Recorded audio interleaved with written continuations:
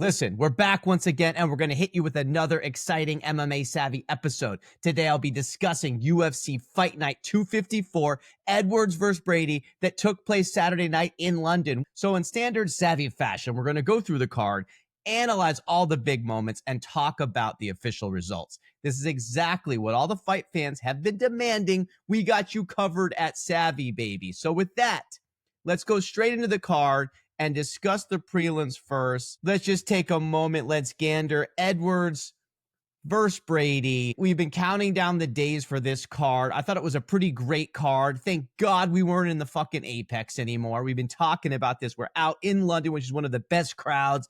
Nico, my co-host, as you know, even made a comment like, oh my God, it's so nice to have the atmosphere in the O2 arena. So let's talk about it. Listen, I'm not going to go through tons of prelims. I just want to highlight a couple here because we do hit the prelims at Savvy. We're more detailed than any other podcast, baby. So let's just start with the first fight of the night. I want to talk about Fernandez. Gorham, who had been this highly touted guy, he's in Toporia's camp, if you will, in his crew, trains with Topuria. He had beaten Gamrot a long time ago, so there was a lot of, he had some promise, right? And man, he just did not look great. The bigger story was Fernandez came out of the blue, another Brazilian at 155. He's a real problem. Let's look out for this guy. He was a heavy underdog, and he came in and handled business. I mean, what a performance by this guy. So, Savvy, we like to watch those guys coming up the ranks. Don't forget about Hernandez in a couple months. Okay. CLD got a win. I wasn't like super impressed, but at least he had lost to RoboCop. He reset himself. He got a decent tactical win, so at least he's still kind of in the conversation. Definitely, piqued our interest a little bit, but wasn't that impressive. But the big prelim that I want to discuss is more of just another one of these slightly puzzling decisions, bro. So Tybura Parkin, I had gone nuts about this because, dude, how is this not on the main card? Mick Parkin, number 13 heavyweight in the world, and he's English. You're in London, and he's on the fucking prelims. But whatever, let's. So what happens? I thought he won round one. It was very close. He definitely wins round two, and then Tybura does enough to get round three. I wasn't that impressed. He's just, and they fucking gave the decision to Tybura. I mean, I don't really get it. It wasn't one of those ones where you're super pissed about it, but you definitely thought, okay, Parkin had done enough. He was going to get his hand raised. He was about to be number 8 in the world. He was going to be undefeated. And at least it wasn't that impressive of a victory, but it was enough in my eyes. I thought he had done. So anyway, they gave it to Tybura. He maintains his number 8, but God, these decisions, people are going to look back on this and they're not going to remember that Parkin was so close to maybe winning. And does it derail his career? Tybura now stays around when he kind of was like, we're sort of done with Tybura. I think he's never going to be champion. He's just kind of like this gatekeeper sort of in the middle there. He's decent, got good grappling, okay hands. But so the decision was a bummer. I feel bad for the Parkin camp. But listen, this happens once in a while. I just wanted to point it out. He might say he's going to still have a future. All right, let's go to the main card. So our picks came in heavy, baby. Nico and I both took Wood. Richie Boy took Charrier. Wood pulled it off for us. He had a great first round. I couldn't believe it.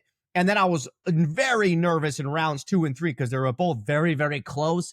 But I think especially round 2, you could have gone either way. Maybe Morgan even pulled it out. And then round 3, I think Wood did enough, but I was not confident. I mean, he's going in the decision, but we got it unanimous. So that was a big underdog pick there. Here's the thing, though. I'm not like, I like Wood. I don't know if he's going to be a future champ at 145, but at least he's a contender. He's someone you put on the English cards because he's a fan favorite and he's decent. He's good. I mean, it was a big win. We pulled this out. Then you get to Chris Duncan.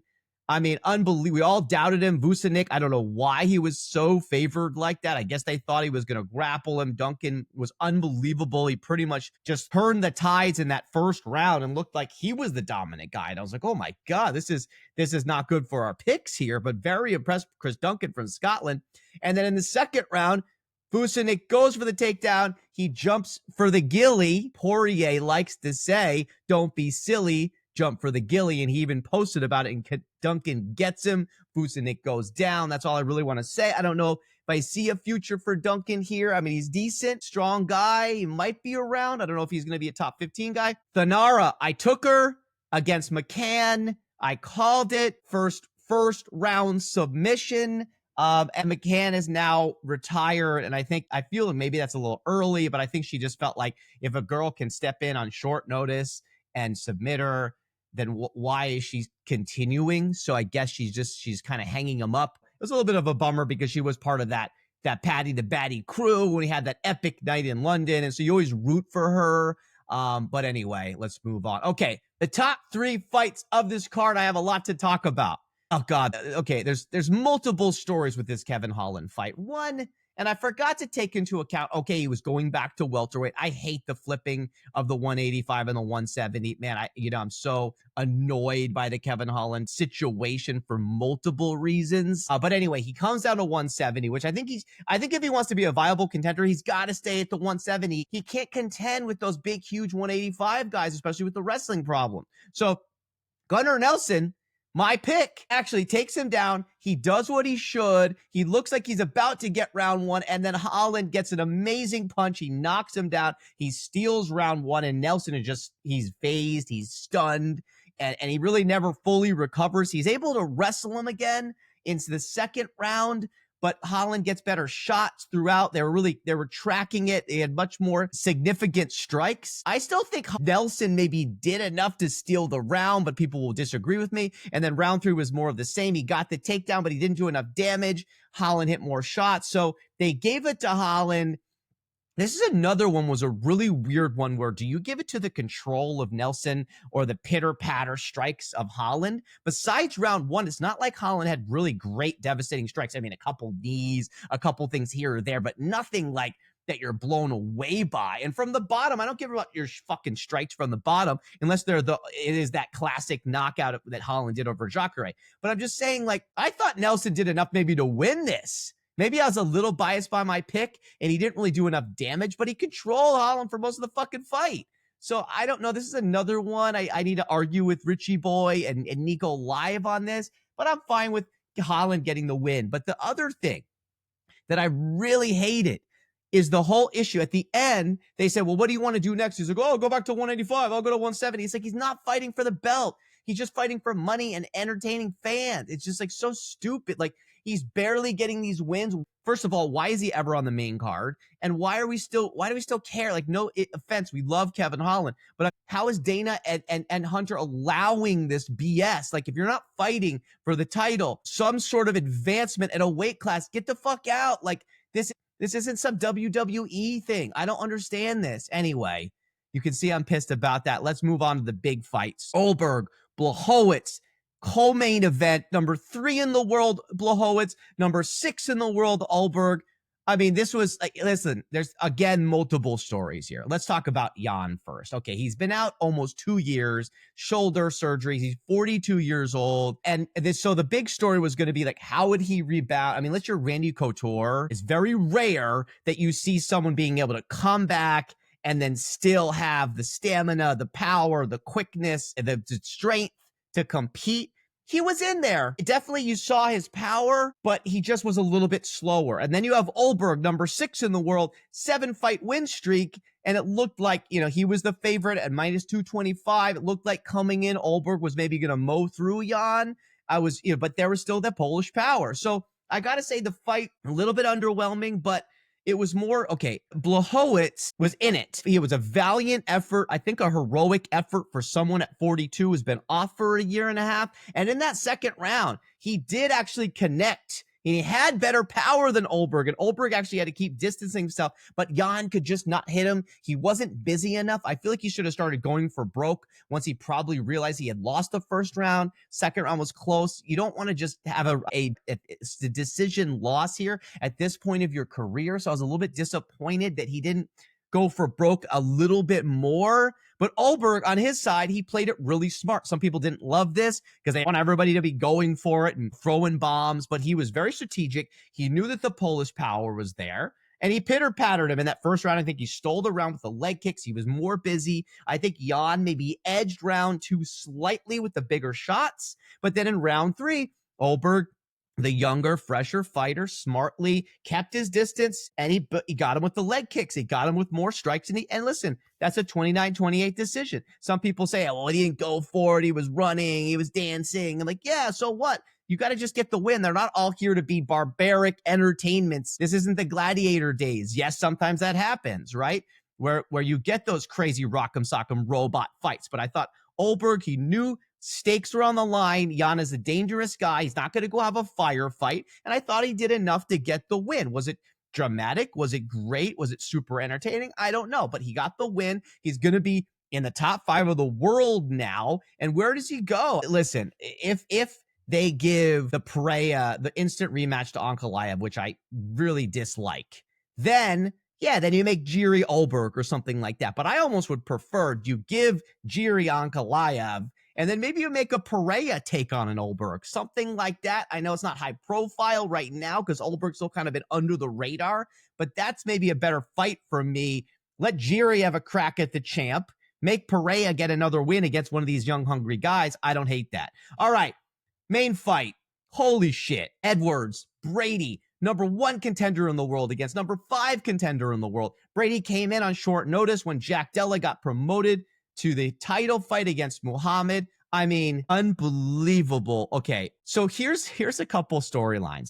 Edwards coming off that loss to Muhammad, but a lot of people, and I even thought too, I defended him because his takedown D had been so much better in that second Usman fight against Covington, who looked like a shell of himself. And even in Muhammad, he was able to defend it here or there, but Muhammad just wore him down. But then everybody kept saying, well, yeah, because it was 5 a.m. And I kept thinking, you know what? Yeah, it probably was. It was bullshit that they had the main event at 6 a.m. They made Edwards stay up the whole night. Anyway, so the story was that true? Was it because it was 5 a.m. or does Edwards just still cannot deal with these wrestlers, right?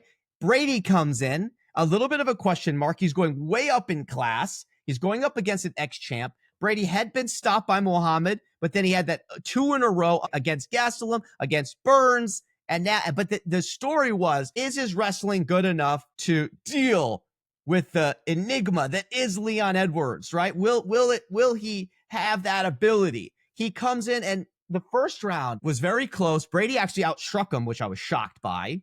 He didn't really go. He just kind of felt out the strength of Edwards. He clinched a little bit. It was a very smart game plan. And Edwards also was being very cautious because he didn't want to risk being taken down. And he was also probably feeling out. It was a feel out round. And then right at the end, boom, Brady trips him and gets a quick little takedown. You're like, oh, okay. And then right in round 2, boom, he comes back, takedown, and then was able to hold him down the whole round. I was shocked because even Usman couldn't do that in that last fight.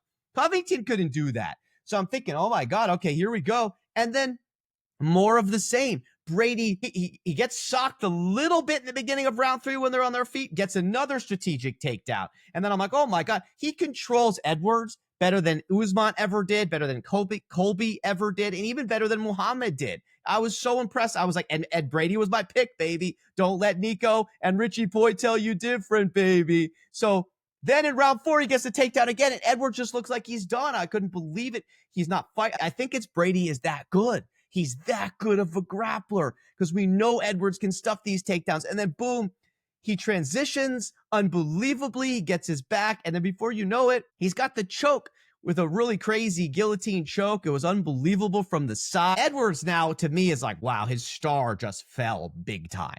Because there was the question mark. Did he really lose to Muhammad fair and square? Or was it the middle of the night thing, right? And so now I'm like, damn, what does this guy do? We're going to look at that in a second. Sean Brady.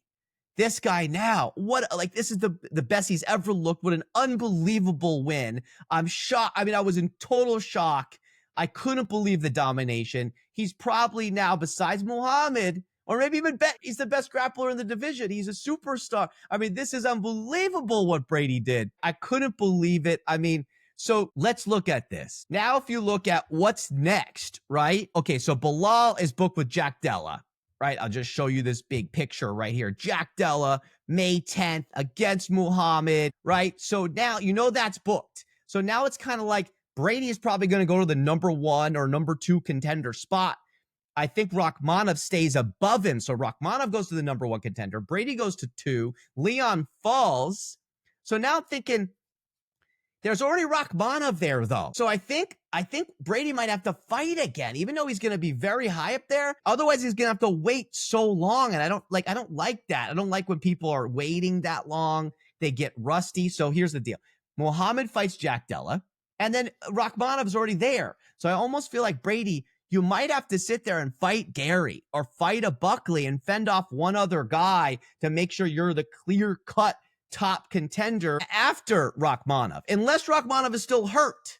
But we got 2 months, like a month and a half before the next fight. So I guess it's a weird musical chairs right now. I don't know what the viewers think on this. Definitely send your comments on who you think what Brady should do next. This is a big storyline. And then, the final thing we'll say here is just going back to this. You got Muhammad Della Monalena May 10th, right? And that's going to decide this. It's going to decide what's happening there. So next week, Nico, we're going to go deep. It's such perfect timing because we're going to analyze welterweight. We're going to go nuts with that. And it's perfect timing for all of this with Muhammad, Jack Della. Okay, fight fans, that's it for the week. I told you we'd be bringing some shorter weekly episodes along with our standard Excuse the Savvy extended show that will be twice a month that you're used to already. So get ready for more hot MMA content all the damn time, baby. The resurgence of Savvy has been recognized across the globe, and we couldn't be more excited.